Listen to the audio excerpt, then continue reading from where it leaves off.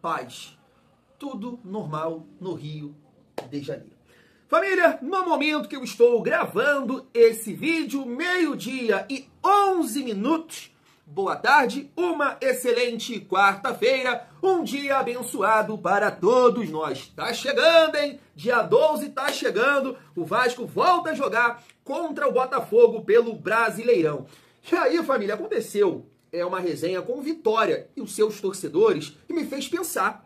Sério, Thiagão, sério? O Vitória ontem, depois de um tempo também, sem jogar, foi eliminado, né, da Copa do Nordeste para o penúltimo colocado da Série C, o Confiança. Foi eliminado por 1-0. E eu tava morrendo de rir aqui, cara, de uns torcedores, áudios que estão circulando aí na internet, né? A gente fica, né, torcendo aí pra voltar a jogar e pá, e aí acontece isso aí, essa merda, não sei o quê. Eu fiquei pensando, caramba, mas existe essa possibilidade de acontecer com a gente, né, cara?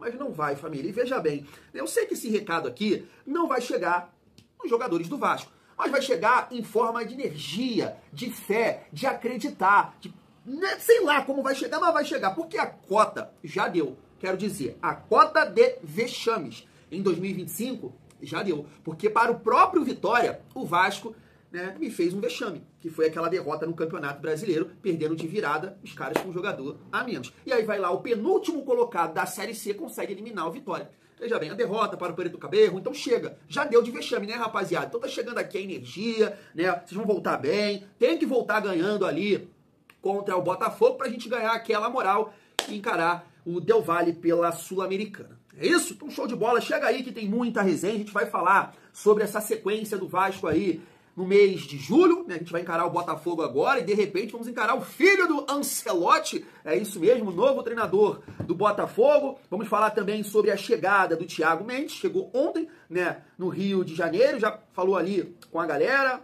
mandou um recado para você, é claro. Quero falar aqui também sobre reforços, nesse sentido, falar sobre o atacante Alan Minda, porque me parece uma informação que vem do Equador, que tem 2 clubes europeus interessados nesse jogador, família. E aí, nesse sentido, quero repercutir aqui com vocês também uma matéria de hoje do GE.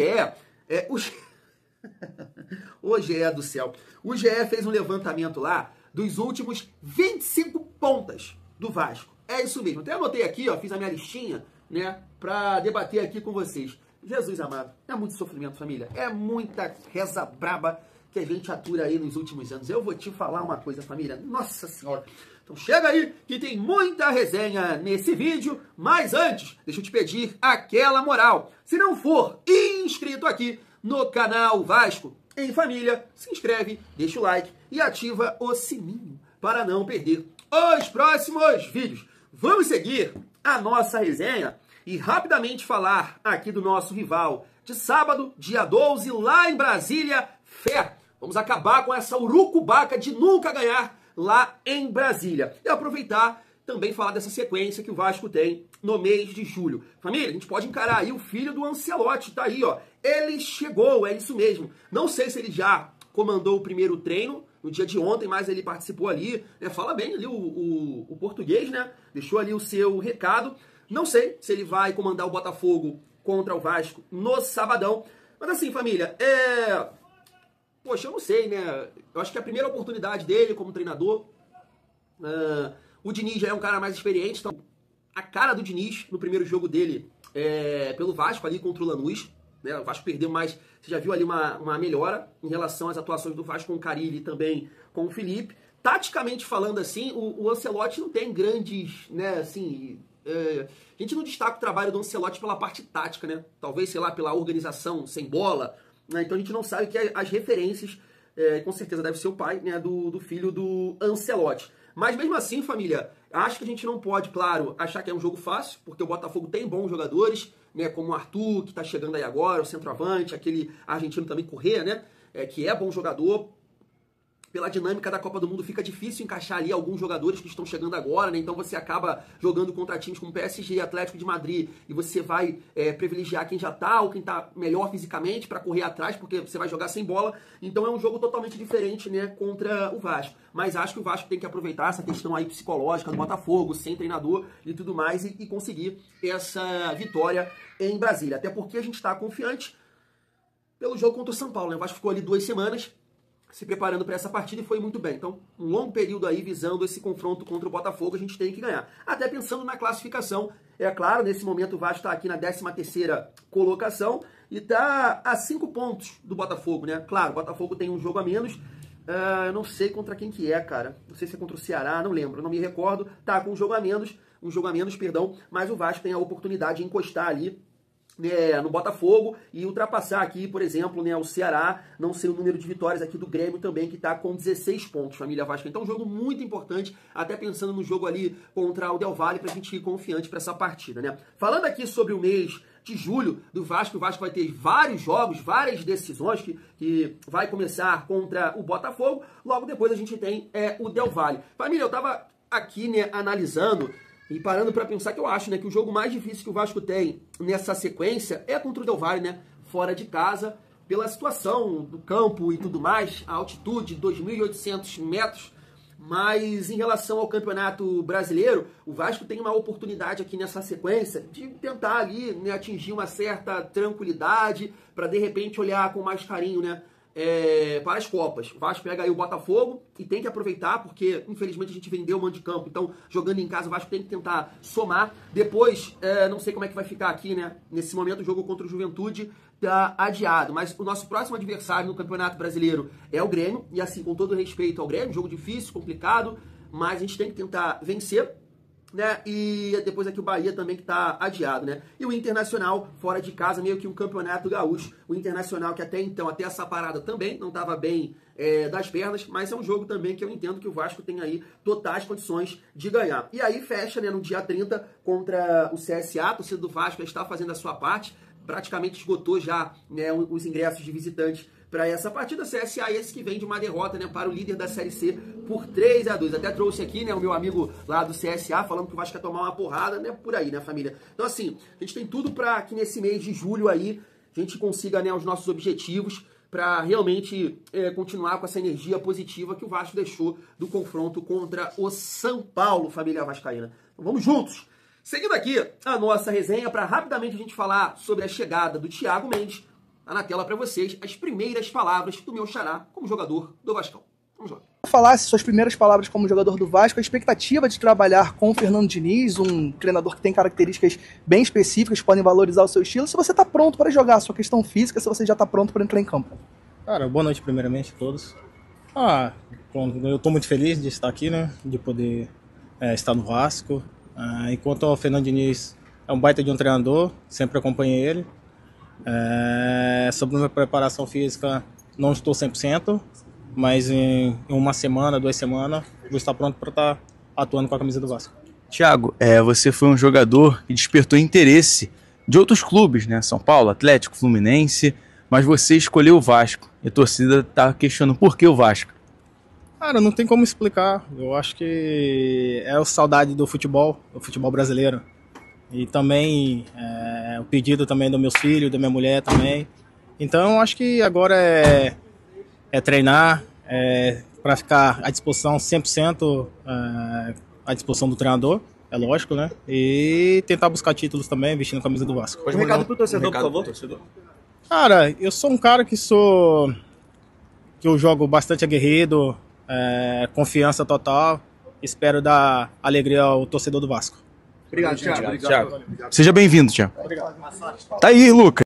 Tá aí. Foi sincero, né? Realmente também não dá para mentir em relação a isso. A sua parte física disse que precisa de 2 semanas. É bastante tempo, mas né, a gente entende porque o jogador, né, tá de férias e tudo mais. Família vascaína. A gente só espera, né, que ele possa conseguir terminar bem a temporada, sem lesões e conseguir nos ajudar, né? Sim, todo mundo que fala do Thiago Mendes, eu tava vendo um vídeo do Baran, né, lá nos Estados Unidos, entrevistando o Fernando Campos, que é vascaíno, que agora tá na Casa TV, o Caio, o Luiz Roberto e tal. Todo mundo fala da parte física, né? Que é bom jogador, que tem talento, que tem recurso, mas a parte física, como é que tá? Então, essa é a nossa única dúvida em relação a esse jogador. Então, é um cara versátil, que pode fazer de primeiro volante, dependendo dessa parte física, é claro, pode jogar de segundo volante. Então, vamos torcer muito para que o Thiago Mendes possa nos ajudar. Eu acho um excelente reforço, dependendo dessa questão física. Thiago Mendes, o meu xará, vai usar a camisa 23. A Net Vasco fez o favor de lembrar aqui que o último a vestir a camisa 23 foi o grande Zé Gabriel. É isso, família vascaína. E aí, pra gente chegar aqui na reta final do nosso vídeo e falar sobre mercado da bola, reforços, e destacar essa questão do Alan Minda, queria repercutir aqui com vocês essa matéria do GE. Tá aí, ó. De Toco Felipe a Nuno Moreira. Veja como se saíram os últimos 25 pontas contratados pelo Vasco. Família, eu não vou aqui ficar falando sobre cada um, porque senão, né, o vídeo não vai ser um vídeo, vai ser uma série, vai ser um filme, né? Mas vou falar aqui nome a nome e vou destacar alguns, tá?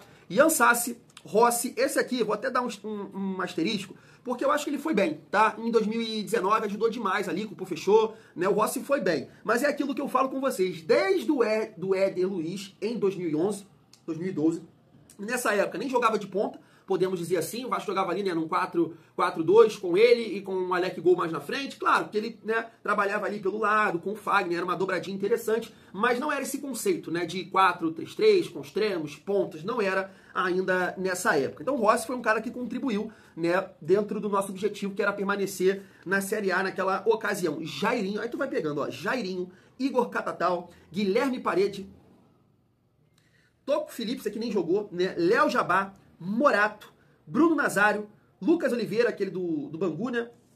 Eric Farias, esse aqui também eu vou dar um asterisco.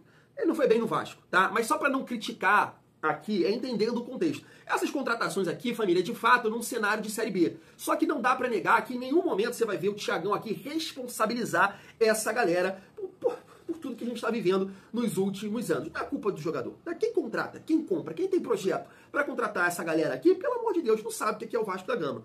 Não, de forma nenhuma. Entende? Então eu não vou culpar essa galera aqui. Mas mesmo num cenário de Série B, você não pode, pô. Você entende? Você não pode. Por isso que eu falo aqui, quando a galera reclama do Pedrinho, o pior não é, pô. O pior é o Salgado. O pior é o Jorge Salgado. O Salgado, ele permaneceu com o Vasco numa Série B, velho. Isso é ridículo. Isso é ridículo. E esses jogadores fazem parte disso aqui. O Eric Farias, não. O Eric Farias, ele vem num cenário que aí eu vou até entender, que era um cara que estava se destacando lá no Ipiranga, né, Campeonato Gaúcho e tudo mais. Aí beleza, vale a aposta, é uma aposta. O cara estava jogando bem no Campeonato Estadual, mas mesmo assim mostra muito do que é a realidade do Vasco nesses últimos anos, né, família vascaína. Bruno Tubarão, e aí começa, né, 2023. Luca Orediano, que desde o início não queria jogar no Vasco. Serginho acabou salvando a gente. O Rossi também, na volta dele, contribuiu com alguma coisa em 2023. David, vocês sabem o que eu penso do David. O Adson, que o Vasco pagou quase 27 milhões. O Adson foi o nome que eu debati bastante aqui. Até pegando os últimos vídeos, né, como referência agora, e lá com a galera do grupo de membros também, que a gente debate bastante. Né? Então, no dia de ontem, a gente teve uma discussão lá, um debate, não, uma discussão, sobre o Gabriel Peck. Né? Sobre o Gabriel Peck. E assim, eu não estou entendendo alguns torcedores do Vasco que tratam o Peck agora como craque. Sabe? Eu não consigo entender isso, cara. Não estou falando aqui que não é um jogador isso e aquilo. Eu gosto do Peck. Gostaria do Peck no elenco do Vasco? Claro que eu gostaria. É um jogador que tem totais condições de ajudar esse Vasco. Eu nunca falei isso, né? Nunca falei isso. Eu estava falando num conceito de ser titular. Ele chega para ser titular jogando pelas beiradas de campo, no lugar do Ryan ou no lugar do Nuno? Eu acho que não. É um absurdo falar isso.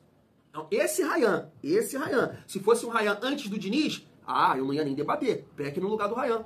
Mas nesse momento, Nuno e Ryan, com a bola nos pés, eu acho os dois, eles são muito mais qualificados do que o Peck. O Peck não, é um cara mais tático, é um cara que é importante jogando, sei lá, fora de casa, ajudar na recomposição, na marcação, ele auxilia ali o lateral e puxar contra-ataque. Mas tecnicamente falando, esse Ryan e esse Nuno não tem comparação, tá? Na minha opinião. E até se você analisar uma projeção de carreira, o Peck foi vendido para um futebol de várzea, um futebol de aposentado. E, Thiago, você só fala merda. Não, o Evander falou isso. O Evander falou isso. Que ele queria sair do futebol dos Estados Unidos porque lá não tem tanta competitividade. Chega um certo momento da temporada e que acabou. Não tem ninguém cai, que não isso, sabe? E o Peck tá por lá. E a projeção de carreira do Ryan? É uma Premier League, é uma La Liga, é um clube, né, grande na Europa. Então eu não acho nenhum absurdo o que eu tô falando aqui, a galera lá do grupo de membros tá falando merda. Não tô falando merda, tá? Não tô falando merda. Mas assim, em relação ao Adson, que eu tô falando, na época que o Vasco contratou o Adson, eu falei assim, poxa, a gente está contratando um jogador muito nesse cenário, né, do meu sonho de ver um ponta acima da média no Vasco. E aí eu lembro que quando o Vasco pagou aqui quase 27 milhões pelo Adson, eu comentei sobre isso. Cara, dá pra dizer que o Adson é melhor que o Peck? Eu falei, não, pô. Não. E assim, pra não gerar polêmica, eu falei assim, no máximo a mesma coisa. O Adson, de repente, é mais habilidoso, melhor no 1 contra 1, o Peck é um cara mais forte fisicamente e tal. Então, na minha opinião, já era um erro aqui contratar o Adson para ser titular. Porque o Vasco vendeu o Peck e contratou um jogador que não era melhor que o Peck. Que não é melhor que o Peck. Isso aqui é um erro, entendeu? Mas beleza, o Adson pode ser um jogador para compor elenco. É isso que eu quero dizer. Mas tá aí. Emerson Rodrigues, né? Meu Deus do céu. Jean Davi, olha isso. Maxime Domingues. Garré, aí esse aqui não. Esse aqui vale o sinalzinho. Nuno tá jogando muita bola, uma excelente contratação. E Lloyd, família. Como eu disse, né? Esse levantamento aqui do GE, eu não vou responsabilizar jogador, porque eu entendo que o torcedor do Vasco tá bem ciente, né? Bem consciente que o momento que a gente vive aí nos últimos anos não é culpa de jogador, cara. Não é culpa de jogador, é quem comanda o clube, né? Eu acho que tá muito claro, principalmente você pegando exemplos aí vitoriosos nos últimos anos, que primeiro você tem que ganhar fora do campo. É isso, você tem que se organizar fora do campo para você vencer dentro do campo. Como o Vasco é uma bagunça fora do campo, se a gente vê aí as últimas eleições, tirando essa agora do Levin e do Pedrinho, sabe, o que o Salgado fez em relação à venda do Vasco, então, como é que você vai ter resultados dentro de campo? Né, sabe, eu sei que não tem nada a ver com o que eu tô falando, fica muito mais num sentimento de torcedor, cara, com um pouco de carinho, né, e sorte também, claro. O Vasco bateu numa semifinal de Copa do Brasil, que há muito tempo isso não acontece, no ano passado. Sabe, por isso que eu tô acreditando esse ano que algum milagre vai acontecer, família. Mas essa lista aqui, né, dos últimos pontas do Vasco, os últimos 25 pontos, e aí tirando aqui alguns, né, mas que eles, assim, esses que eu tiro aqui contribuíram com pouca coisa, sabe? Não num cenário que o Vasco merece, sabe?